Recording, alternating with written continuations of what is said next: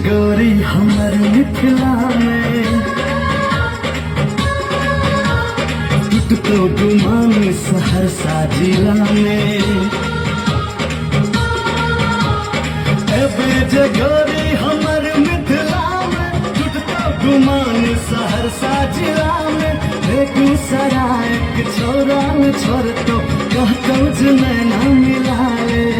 सीतामढ़ी से लग कटिहार ये गोरी तोरा दो देबो गोरी कहबे तू चंदा उतार उतार तोरा दो देबो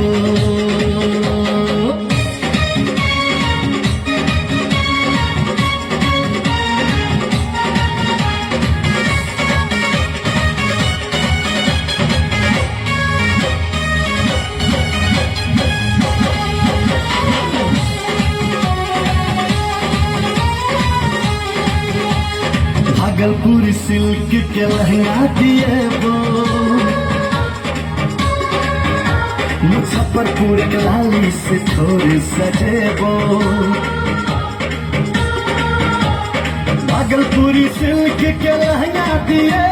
मुजफ्फरपुर के लाली से थोड़ी सजेबो समस्तीपुर जाकर बाली अझुमका रानी तोरा हम दिएबो हीरा के हार उधार गोरी तोरा दा देबो गोरी कहबे तू चंदा उतार उतार तोरा दा देबो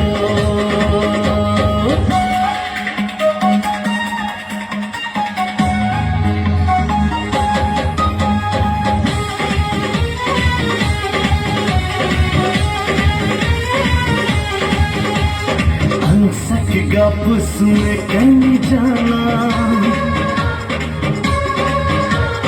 राजीव गौतम ने सुनतो बहाना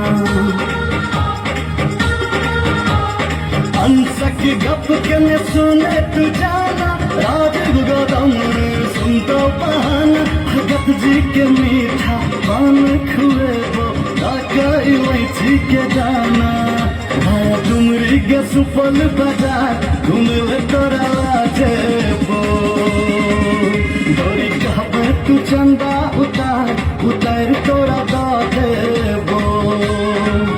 दरभंगा संगे संग बिहार जे चाहे तोरा दा देबो